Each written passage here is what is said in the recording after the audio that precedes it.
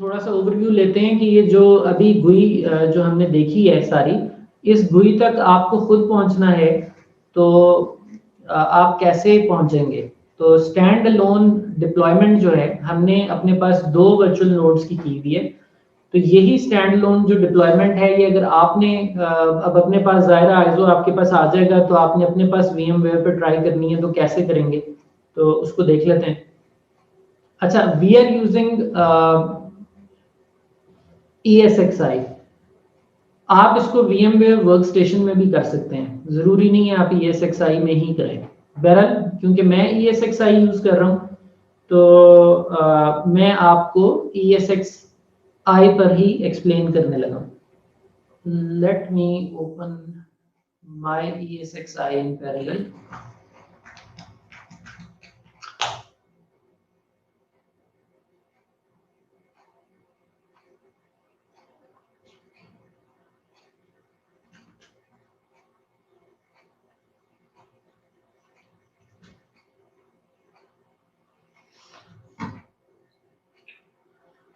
So this is the machine जिसके ऊपर जो है वो ये सारी इंस्टॉलेशन हुई है। Now you are looking at the back and.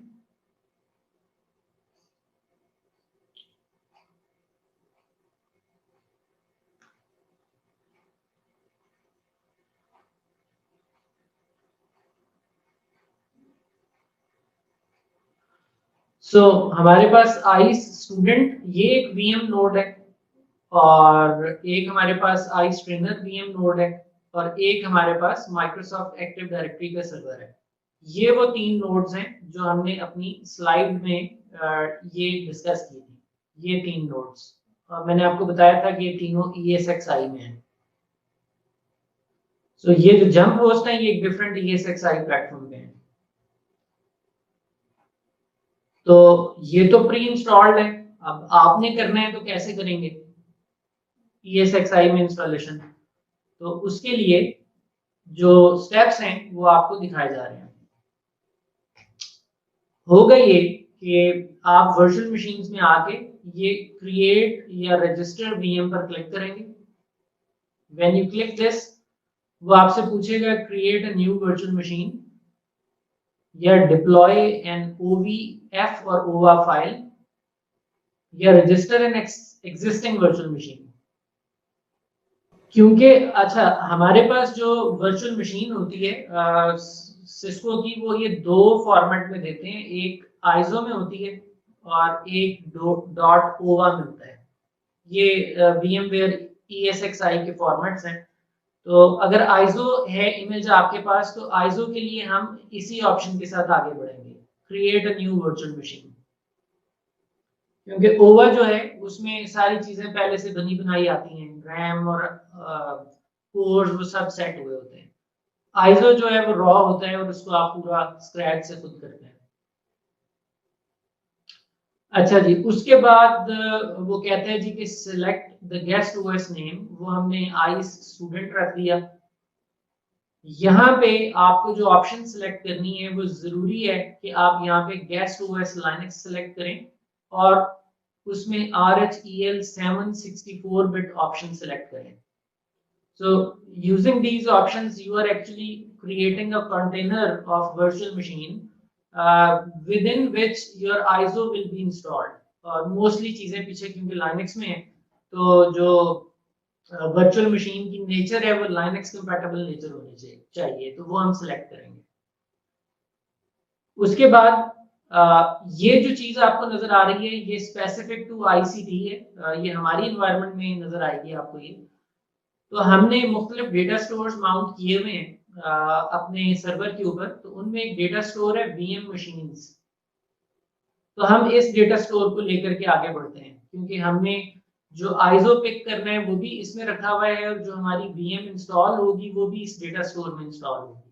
तो हम इसको सिलेक्ट करके नेक्स्ट करेंगे। उसके बाद वो हमसे कस्टमाइजेशन की चीजें पूछेगा कि आप इसको मेमोरी कितनी देना चाहते हैं, आप इसको डिस्क स्पेस कितनी देना चाहते हैं। तो वैसे तो 16 GB चाहिए इवैल्यूएशन को, लेकिन हम 8 GB के ऊपर भी हम इसको टेस्ट कर चुके हैं एंड इट वर्क्स फाइन। तो अगर आप कहीं इंस्टॉलेशन करें यहाँ हमारे प्लेटफॉर्म पे तो आप 8 GB सेलेक्ट कीजिएगा, 200 GB disc space is enough. अच्छा, ये सब करने के बाद आपको यहाँ पे ये ऑप्शन पिक करनी है, CD या DVD। इस ऑप्शन में आप जब क्लिक करेंगे तो आपको मल्टीपल ऑप्शंस देगा, आपने उसमें से आइसो फाइल का इंतखाब कर लेना है।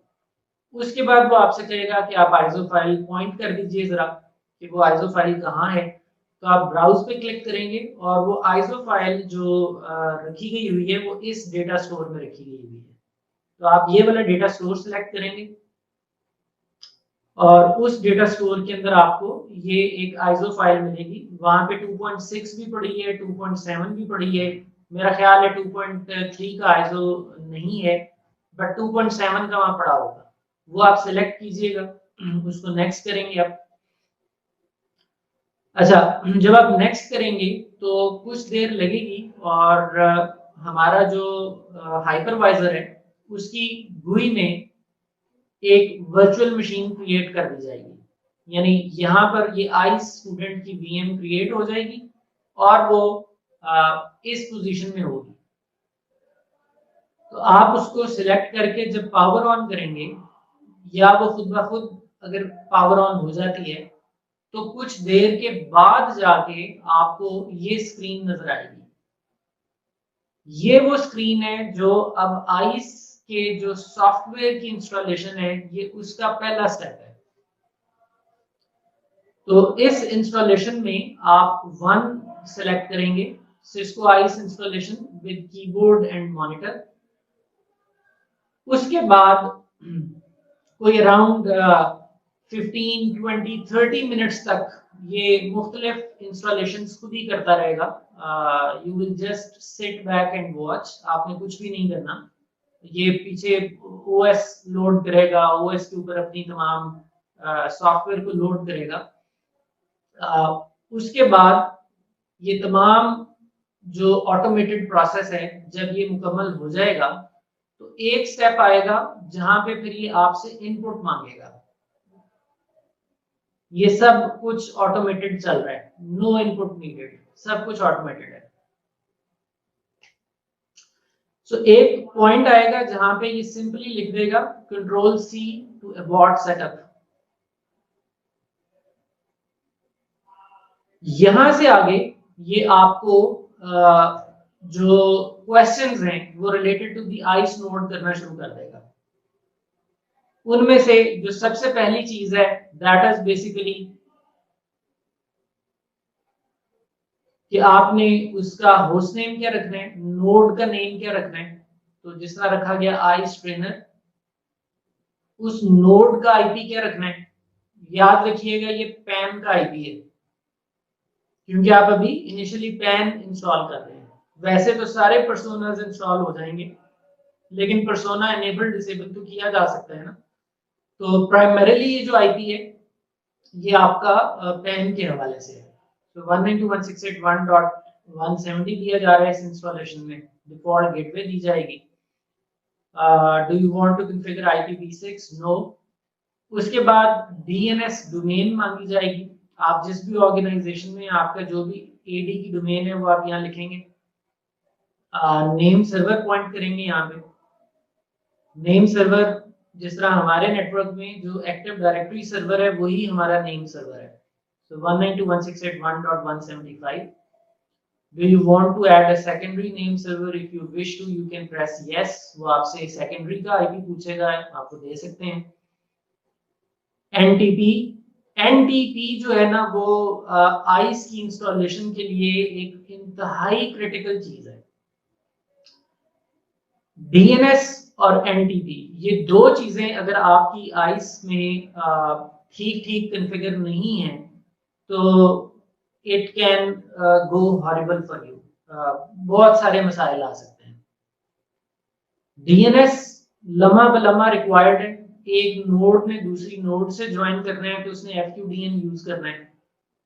तो नोड दूसरी नोड को ज्वाइन करने के लिए जो रेजोल्यूशन है वो भी DNS से करेगी। तो DNS should be there it is not something जो जो जो बस आपका एक दफा होता है ना इंस्टॉलेशन में, आप सिर्फ फिलर के तौर पर कोई इंफॉर्मेशन दे देते हैं और आप कहते हैं चलो आगे तो चले ना, तो वो आप फिलर के तौर पर दे तो लेंगे, लेकिन अगर आपके पास एक वर्किंग डीएनएस नहीं है तो आपकी आगे चल के कुछ फीचर्स जो है वो कॉम्प्रोमाइज हो जाएंगे। तो ये बहुत इंपॉर्टेंट है कि एक वर्किंग डीएनएस सर्वर अगर आपने आईजो को अपने पास इंस्टॉल करना है तो आपको एक वर्चुअल मशीन विंडोज के सर्वर की भी बनानी है अपने पास, और उसके ऊपर एक एक्टिव डायरेक्टरी बना के रखें अपने पास, और उस सर्वर का आईपी आपने यहाँ डीएनएस में देना है, जो आप अपनी अगर कोई होम लैब डेवलप करते हैं।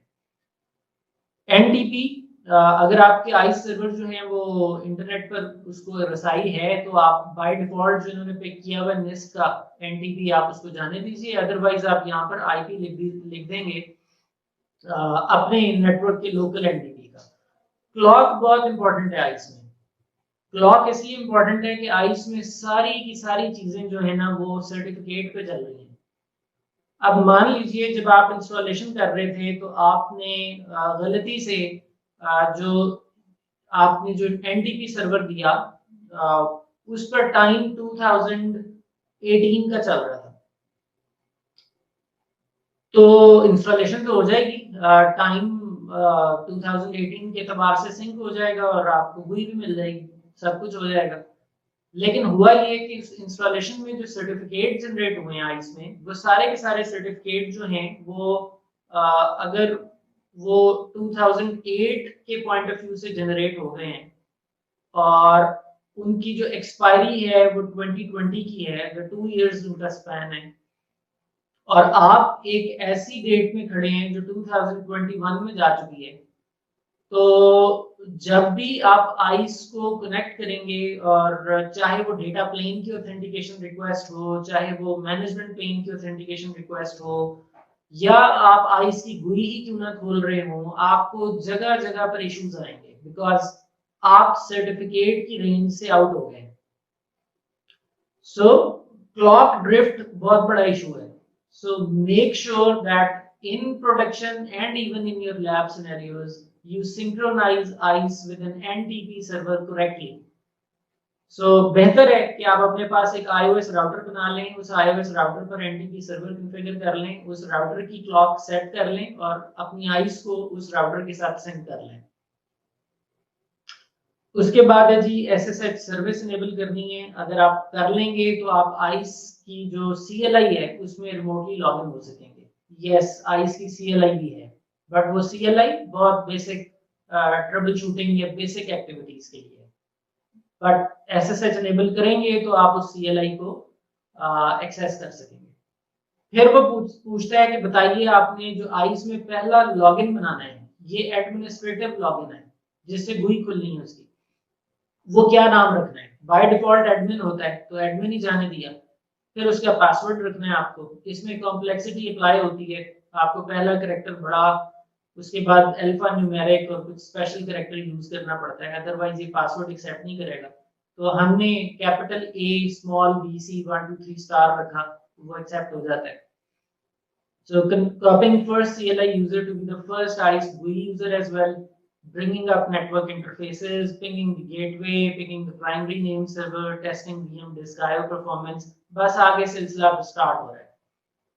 इसके बाद अब यहाँ पे आप देख सकते हैं एनटीपी सर्वर फेल्ड, क्योंकि उस वक्त जब ये इंस्टॉलेशन की जा रही थी तो ये रीचेबल नहीं होगा इंटरनेट से।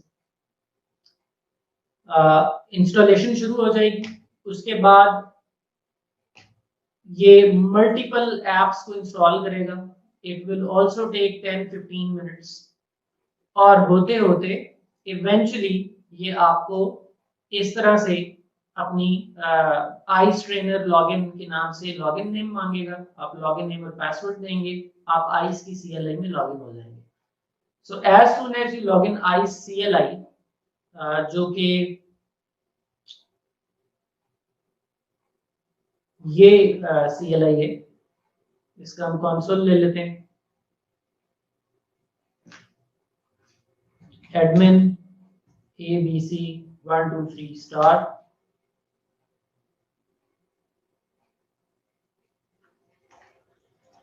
तो इसकी CLI में आप देख सकते हैं कि there are very few options, although there is configure terminal, but that configure terminal itself is not that deep कि आप इस पे पोस्टर कॉन्फ़िगरेशन करें, पॉलिसी सेट्स आप यहाँ कॉन्फ़िगर करें, आप टेक्स यहाँ से कॉन्फ़िगर करें, यू कैन नॉट। ये सिर्फ डिवाइस नोड एडमिनिस्ट्रेशन के काम आप यहाँ से कर सकते हैं बस। शो इंटरफेस, आइस के जो इंटरफेस हैं वो आपको नजर आ जाएंगे। जो मेनली जो इंटरफेस यूज हो रहा है that is this gigabit Ethernet 0 और इस GI 0 पर वो IP है जो असाइन हुआ है।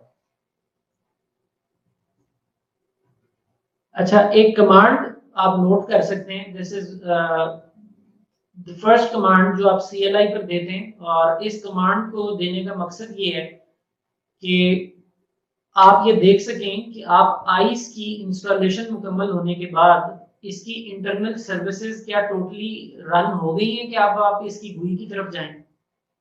तो कमांड हमने दी है शो एप्लीकेशन स्टेटस आइस। इसकी आउटपुट में हमें ये बताएगा कि इस वक्त कौन कौन सी जो सर्विसेज हैं आइस की वो रनिंग स्टेट में है। तो इनमें जो मोस्ट इंपॉर्टेंट सर्विस है वो है ये एप्लीकेशन सर्वर वाली। ये एप्लीकेशन सर्वर की जो सर्विस है अगर ये रनिंग है तो you can move on and you can try opening the GUI, the web page. तो एज्यूम कीजिए कि हमारी इंस्टॉलेशन हुई मुकम्मल। जैसे इंस्टॉलेशन मुकम्मल हुई हम CLI में लॉगिन हुए और हमने शो एप्लीकेशन स्टेटस आइस की कमांड दी और हमें नजर आया कि एप्लीकेशन सर्वर की जो सर्विस है वो रनिंग में है। अच्छा, अगर वो रनिंग में है तो अगला स्टेप फिर क्या है? वो अगला स्टेप यही है कि आप ब्राउजर खोलिए और जो IP आपने इंस्टॉलेशन के दौरान दिया था उसको हिट कीजिए, इसकी GUI ओपन होनी चाहिए। ऑब्वियसली वो GUI आपसे यूजर नेम पासवर्ड मांगेगी, वही यूजर नेम पासवर्ड आप देंगे जो आपने इंस्टॉलेशन में दिया था, and you will be able to see the same GUI जिस पर हम अभी बातचीत कर रहे थे। So does it make sense?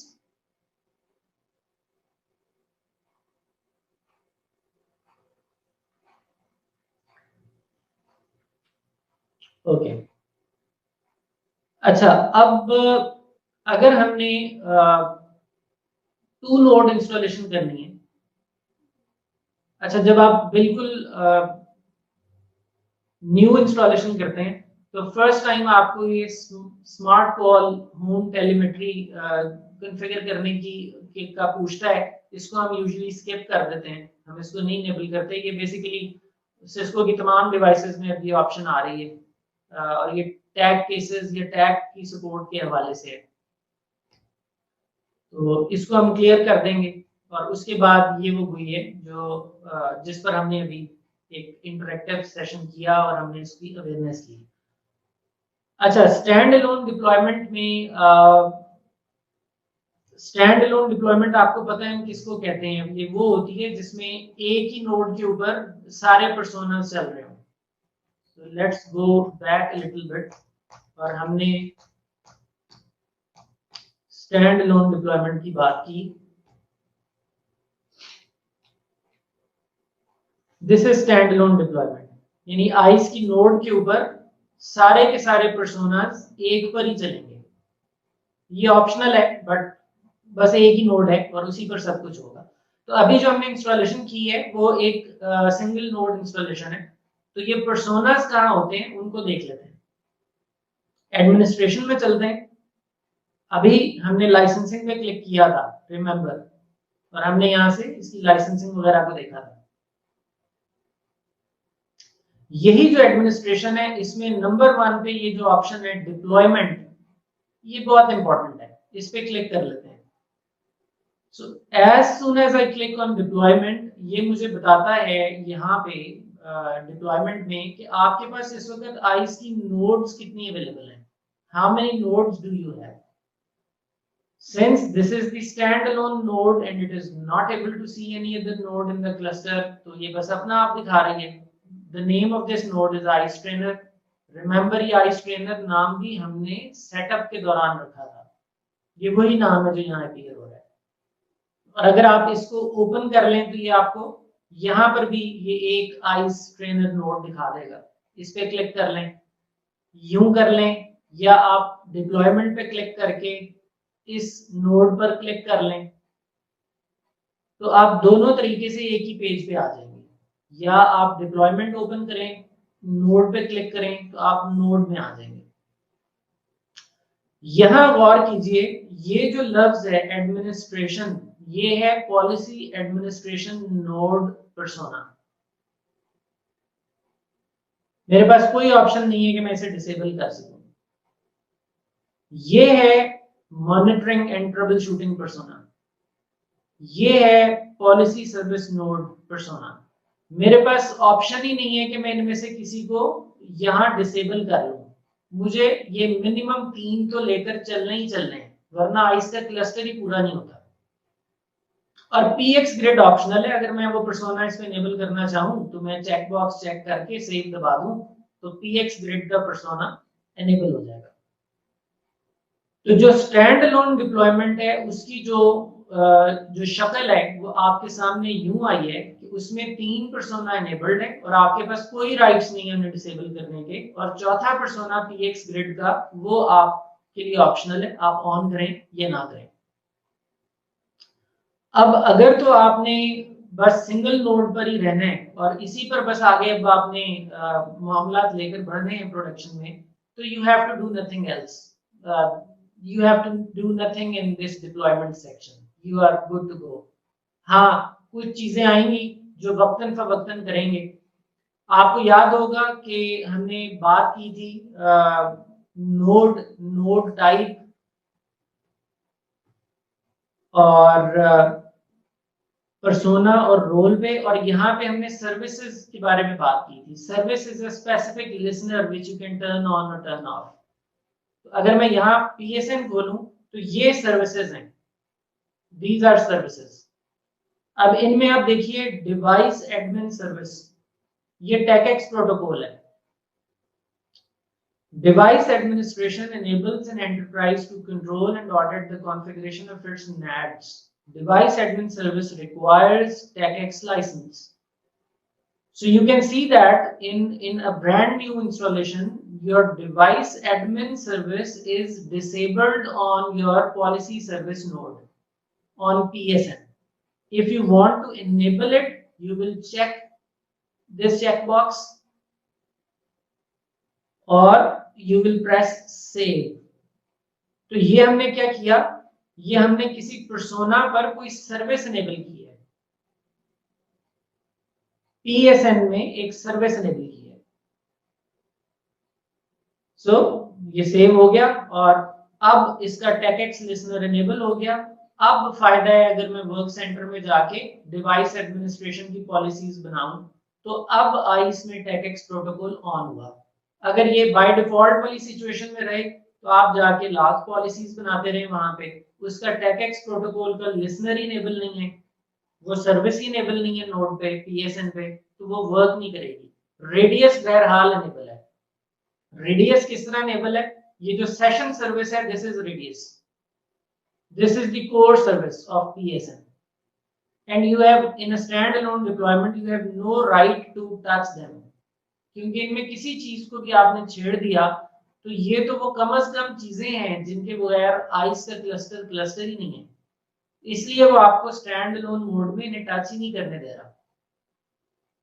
तो अगर मुझे स्टैंड अलोन ही आगे चलते चले जाना है तो टेकएक्स की लैब करने के लिए, मैनेजमेंट प्लेन की लैब करने के लिए पहला स्टेप हमारा ये होगा कि हम आके इस चीज को इनेबल करेंगे और सेव करेंगे। ये हमारा पहला स्टेप होगा, बट ये हम तभी करेंगे जब हम प्रॉपरली मैनेजमेंट प्लेन की डिस्कशन शुरू करेंगे और उसका माहौल होगा, तब आएंगे और स्पेशली इसको ऑन करेंगे। फिलहाल हम सिर्फ स्टैंड अलोन नोड में पर्सोनास को देखना चाहते हैं जिसकी बहुत बात हमने अब से पहले की थी। यहां तक क्लियर है बात?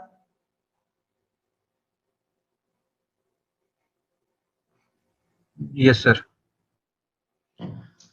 तो नेक्स्ट टाइम इंशाल्लाह हम बात करेंगे कि इस स्टैंड अलोन डिप्लॉयमेंट को किस तरह से हम रिडंडेंट एटलीस्ट कर लें।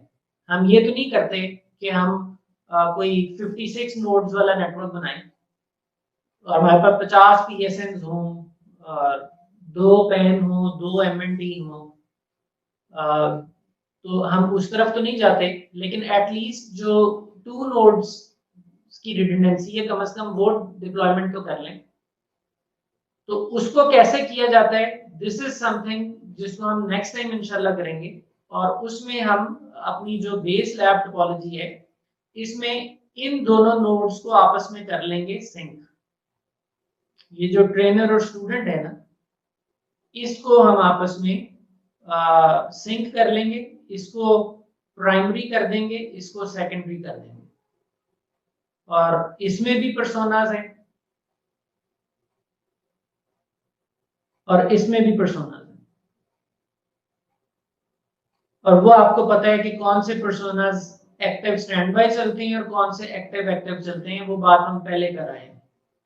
तो हम ये जो चीज है ना ये क्रिएट करेंगे, जो कि अभी क्रिएट हुई नहीं हुई। अगर क्रिएट हुई होती तो यहाँ मुझे डिप्लॉयमेंट में आई स्टूडेंट भी नजर आ रही होती, जो कि नहीं है, और क्लियर कट ये एक स्टैंड अलोन है। तो फिलहाल आई ट्रेनर अलग से स्टैंड अलोन है, आई स्टूडेंट अलग से स्टैंड अलोन है, इनको एक दूसरे का पता ही नहीं है। सो मैं बस क्विकली जाते जाते ये स्टूडेंट मशीन लॉगिन कर रहा हूं, और इसके जब हम एडमिनिस्ट्रेशन और डिप्लॉयमेंट में जाएंगे तो ये सिर्फ अपने बारे में अवेयर होगी, इसको ट्रेनर का नहीं पता।